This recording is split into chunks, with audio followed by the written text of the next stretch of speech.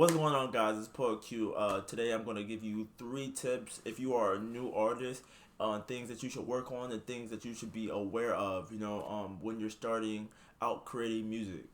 Before we get into the video, though, make sure to like, comment, and subscribe. If not, make sure to head over to my Twitch and drop a follow. Subscribe if you want. We stream every Wednesday and Friday. But with that being said, let's get into it.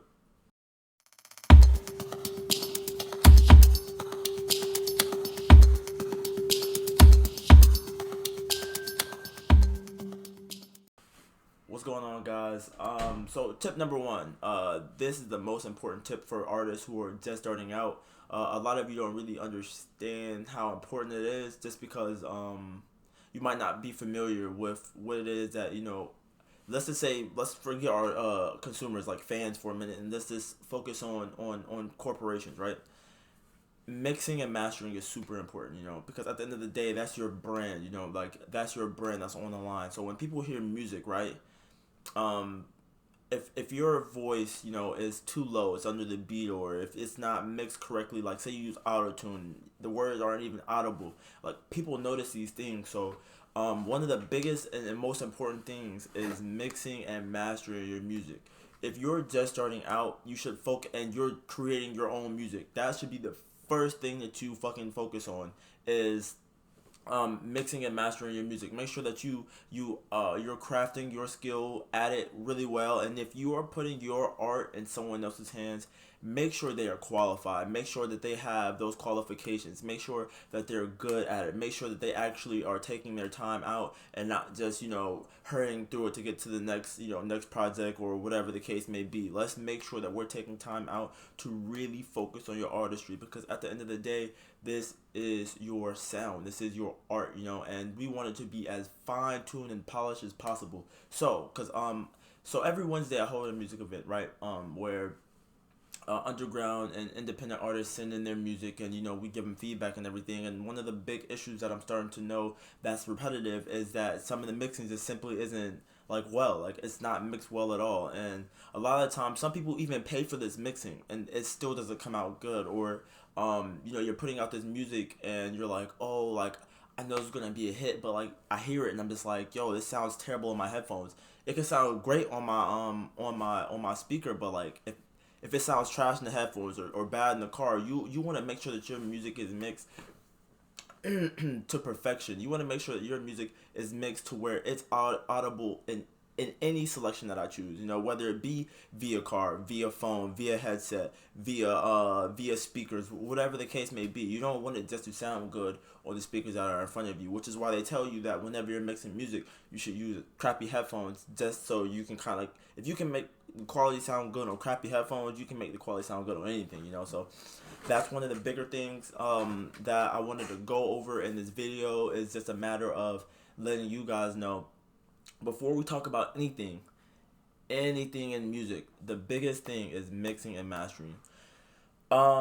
Moving on, tip 2, experimenting. A lot of people get stuck in this funk where they have an idea for themselves already of what they want their sound to be, but truly you won't know what your sound is until you listen to music. What I mean by that is that when you're starting out as an artist, you never want to limit yourself to a certain sound. You want to experiment as much as possible with music, and create your own flow. A lot of the times people end up sounding the same. You have a time span where you're popular, and then all of a sudden you just fade off the face of the earth. So one of the bigger things that artists really need to understand is that it's less about putting yourself in a box and more so about freeing who you are as a person, musically, creatively, artistically. So one of the biggest things that I can say to you is never allow yourself to just stick to a J. Cole type beat, or Isaiah Rashad type beat, or Kendrick type beat, Drake type beat, Migos type beat, or whoever type beat. Don't limit yourself to these artists. Make sure you're outside of that box. If you want to listen to certain sounds, listen to certain sounds. You want to listen to a saxophone, throw a saxophone in there, throw a piano in there, throw a ukulele in there. Try anything and everything impossible for you, because at the end of the day, the more you experiment with sounds, the more you allow yourself to figure out your range. The more you allow yourself to encompass who you truly are as an artist, and the more you find new melodies that might not even have been discovered yet. So that's another one of the big tips that I feel is super important for artists, because I get a lot of submissions and it's artists sounding like other artists, or it's artists, they'll submit a lot of music over the time, and a lot of the music that they send in sounds the same. And if you perfected your craft, don't feel like that's a bad thing. If you feel like that's your sound, you perfected this sound, because I have an artist on there. His name is Cuddy Vibe. Shout out to Cuddy, man. Um, his music, he's been spending years, refining his craft, finding his sound, and he's found his sound. And to me, he's perfected it. So, when you listen to this music, you have to understand that after a certain point, of course, you're gonna get to a point where it's like you perfected a sound, and even then, you still probably end up experimenting. So never lose that courage to think, okay, maybe I want to step outside of my box a little bit, because even with popular artists like Kanye West, for example, um, he's still experimenting to this day. It never stops. Even when you find a refined, a nice sound. Even when you find a sound that you feel like is perfect for you, fits you well, your cadence, your flow, your audience loves that sound. That doesn't mean that you have to stop there. Like you have to not dig deeper into whatever bag it is that you have.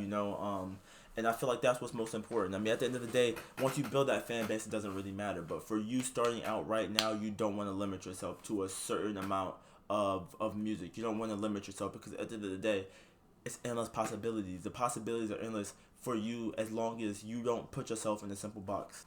Tip number 3, be picky with who you share your artistry with.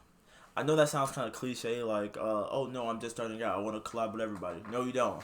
That's not true. One of the biggest things that I've also seen within the stream is some of you guys are super talented. Like, you guys are really good at making music, and it's the simple fact that you allow other people into your creative spaces, and it just messes up the whole song. Like, you allow artists that have no business on your record to infiltrate your record and do bad on your record. You don't see like the "your" in that. Like, at the end of the day, this doesn't affect the artist, because this isn't for their fans. They're featured on your record.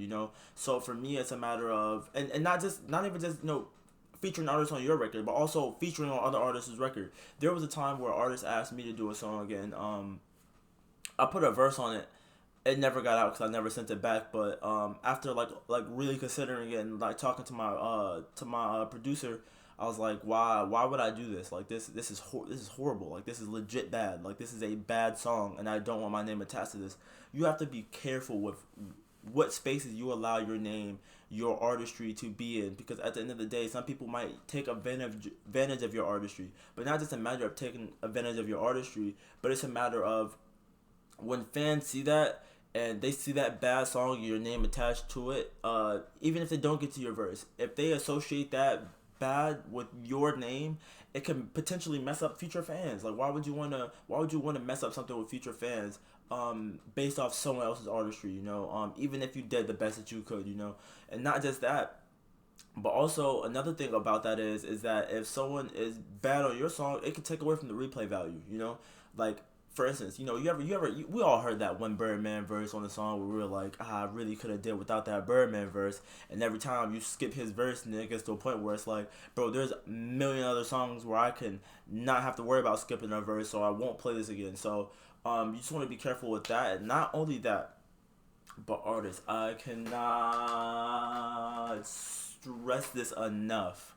I can't stress this enough. You want to be as hands-on as possible with your music in every stage of the way, whether it's mixing, whether it's mastering it, whether it's you doing the audio, laying the tracks down, anything. You want to make sure that you are as hands-on as possible at the end of the day, because this is your art. You want your art to be a representation of your mind, of what you believe to be the best form of you. You know what I'm saying? So for me, when my friends mix and master the music, I'm hands-on. Hey, how about we X, Y, and Z this? How about we do this? You know what I'm saying? And if you don't really got a full grasp of what it is that you're trying to convey, then study up. You know what I'm saying? There is no shame in watching YouTube videos and mixing and mastering. There's no shame on watching videos on different instruments and different ad-libs to include, and so on and so forth. So there's a bunch of tools for you to succeed at this, I feel like this is what's most important, though. I feel like 3 focus should be mix and mastering, experiment, and be picky with your artistry. Those are my 3 tips to you guys. I feel like at the end of the day, those are 3 powerful tips to start off with. And you know, if you've made it this far in the video, all I want to suggest to you is to like, comment, and subscribe. And not only that, but make sure to go head over to my Twitch channel, drop a follow, maybe subscribe. Also, we have a music event every Wednesday. Stop wasting your time posting links under our famous people's posts. They don't care, you know what I'm saying? But I do, luckily. So make sure to submit your links to me via DM or at, you know, don't really care. Submit your links. Come hang out with us 7 p.m. Eastern time, and let's have a good time, man. Let's have fun. Let's really grow something together, guys. Ciao for now.